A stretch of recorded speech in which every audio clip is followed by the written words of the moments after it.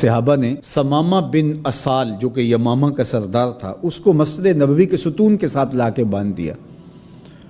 تو آقا کریم علیہ السلام تشریف لائے تو دیکھا کہ سمامہ بن اسال بندھا ہوا ہے، یمامہ کا سردار ہے، اسلام کا بدترین دشمن تھا اور بہت زیادہ اس نے اسلام کو نقصان بھی پہنچایا۔ آقا کریم نے کہا کہ سمامہ کیا حال ہے؟ تو اس نے کہا کہ اگر آپ مجھے قتل کریں تو میرا قتل رائے گا نہیں جائے گا، اور اگر آپ میرے عوض کوئی مال لینا چاہیں تو آپ حکم کریں، میں کنگال نہیں ہوں کہ نہ دے سکوں، اور اگر آپ مجھے یوں ہی چھوڑ دیں تو میں احسان فراموش شخص نہیں ہوں، اس نیکی کا بدلہ دوں گا۔ حضور علیہ السلام نے کچھ نہیں کہا اور چلے گئے۔ دوسرے دن حضور پھر تشریف لائے اور پھر کہا کہ سمامہ سنا کیا حال ہے؟ اس نے یہی باتیں دوبارہ کی کہ اگر آپ مجھے یوں ہی چھوڑ دیں تو مجھے احسان فراموش نہیں پائیں گے، خاندانی شخص ہوں، اس کا بدلہ چکاؤں گا، اور اگر آپ میرے عوض کچھ لینا چاہیں تو کوئی کنگال شخص نہیں ہوں کہ کچھ دے نہ سکوں، اور اگر آپ جو ہے وہ مجھے قتل کر دیں تو کوئی معمولی شخص نہیں ہوں کہ میرا قتل یوں ہی بھلا دیا جائے گا، اس کے بدلے میں خون کی ندیاں بہیں گی۔ حضور پھر خاموشی سے گزر گئے۔ تیسرے دن حضور پھر آئے اور کہا سمامہ کیا حال ہے؟ اس نے پھر وہی باتیں کی کہ اگر آپ مجھے یوں ہی معاف کر دیں تو احسان فراموش نہیں ہوں گا، اور اگر آپ مجھے قتل کر دیں تو میرا قتل رائے گا نہیں جائے گا، اور اگر آپ یوں ہی چھوڑ دیں تو پھر اس کے جواب میں میری طرف سے جو رد عمل ہوگا وہ بھی دیکھنے والا ہوگا۔ تینوں دن یہی بات کہی، لیکن حضور تینوں دن اس کی گفتگو سنتے رہے۔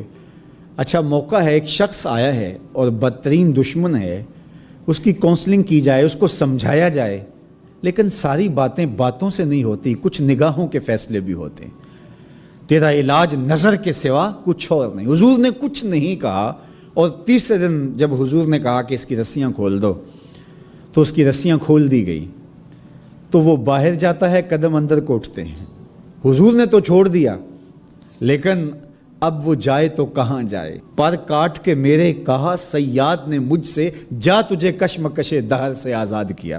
ہر قیدی رہائی مانگتا ہے، اور جب اس کو پروانہ ملتا ہے کہ آج تو جیل سے آزاد ہوگا تو وہ اچھلتا کودتا ہوا باہر آتا ہے اور جیل کے سوگوار ماحول کو چھوڑ کے بھاگتا ہے، لیکن جو زلف رسول کا قیدی ہوتا ہے وہ کبھی رہائی چاہتا ہی نہیں ہے۔ تمہاری زلف کے قیدی نرالی شان رکھتے ہیں، کبھی مانگا نہیں کرتے رہائی یا رسول اللہ۔ اب وہ باہر چلا گیا اور غسل کر کے پھر پلٹ آیا اور حضور علیہ السلام کے ہاتھ پہ بیعت اسلام کرتا ہے۔ اسلام لانے کے بعد اب وہ جو پہلی بات کرتا ہے وہ سنیے۔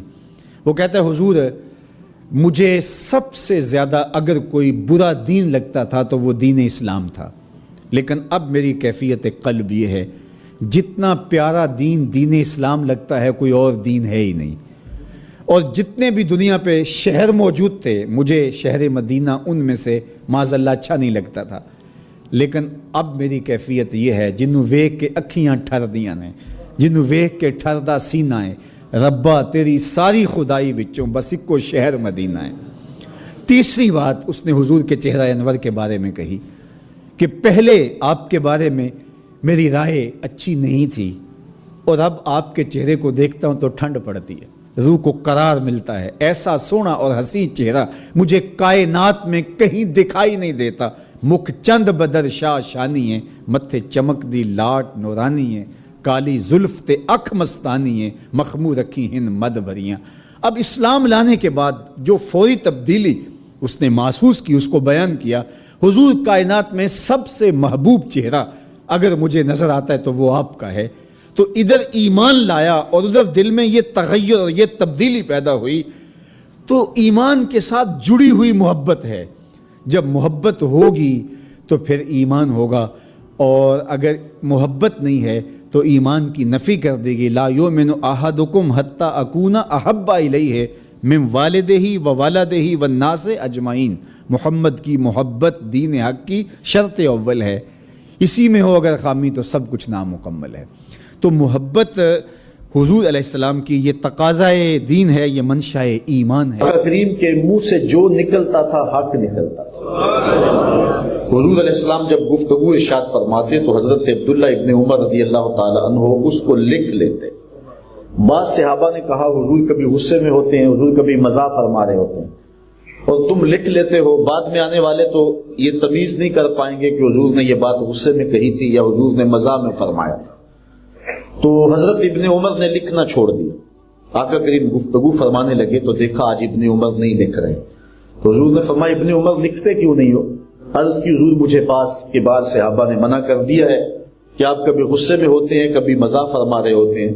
تو حضور نے ارشاد فرمایا اکتب فوالذی نفسی بیدہ، ابن عمر لکھا کرو، مجھے قسم ہے اس رب کی جس کے قبضے میں میری جان ہے، ما یخرج منہ الا حق، اس منہ سے حق کے علاوہ کچھ بھی نہیں نکلتا۔ میں غصے میں بولوں پھر بھی حق کہتا ہوں، میں مزاح میں کہتا ہوں پھر بھی حق کہتا ہوں۔ حضرت ابو ہریرہ رضی اللہ تعالیٰ عنہ فرماتے ہیں کہ ہم نے حضور سے عرض کی حضور انکا تداعبنا یا رسول اللہ صلی اللہ علیہ وسلم، حضور آپ ہم سے دل لگی بھی فرما لیتے ہیں؟ تو حضور نے ارشاد فرمایا انی لا اقول الا حقا، کہ میں دل لگی میں بھی حق کے علاوہ کچھ نہیں کہتا۔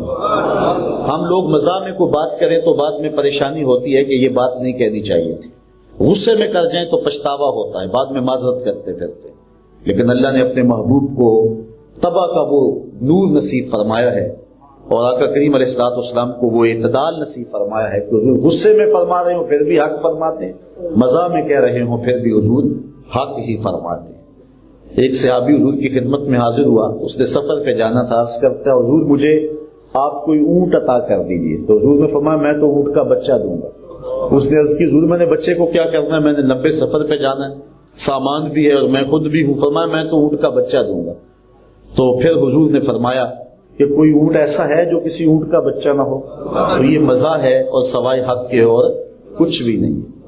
ایک صحابی تھے حضور کے جن کے ہاتھ موزونیت کے اعتبار سے کچھ لمبے ہوں گے، تو حضور ان کو از راہ مزاح فرما دیا کرتے تھے، یا ذل یدین، اے دو ہاتھوں والے۔ اب مزاح بھی ہوں گے، حضرت انس رضی اللہ تعالیٰ عنہ کہتے ہیں یا ذل اذنین، اے دو کانوں والے۔ مزاح بھی ہو گیا لیکن سوائے حق کے اور کچھ نہیں تھا۔ اچھا لطف کی بات ہے، کسی نے حضرت ذل یدین سے پوچھا، احادیث میں ان کی ایک حدیث ہے، حدیث ذل یدین، عصر کی نماز میں 2 رکعت کے سر پہ حضور نے سلام پھیر دیا۔ تو حضرت ذل یدین اٹھ کے کھڑے ہو گئے، اقصرت الصلاۃ ام نسیتا، حضور نماز چھوٹی کر دی گئی ہے یا آپ بھول گئے؟ اللہ اکبر۔ صحابی کے ذہن میں جو بات پہلی آئی وہ یہ تھی کہ شاید نماز چھوٹی کر دی گئی، کیونکہ حضور کی اداؤں کا نام ہی تو دین ہے۔ اگر نہیں چھوٹی کی گئی تو پھر آپ بھول گئے، یہ دوسری بات، بخاری کی روایت ہے۔ اللہ اکبر۔ تو حضور علیہ السلام نے صحابہ سے پوچھا تو انہوں نے کہا کہ ہاں حضور آپ نے 2 رکعت کے سر پہ سلام پھیر دیے۔ پھر حضور نے نماز پڑھائی۔ حالت نماز میں کسی سے کلام کر لیا جائے تو نماز باقی، مقتدی کلام کرے مقتدی کی گئی، امام کلام کرے امام کی گئی تو مقتدی کی بھی گئی۔ یہاں مقتدی نے کلام کیا ہے حضرت ذل یدین نے، پھر حضور نے کلام فرمایا ہے، پھر صحابہ نے کلام فرمایا، اور جہاں سے نماز چھوڑی تھی وہیں سے پڑھی ہے۔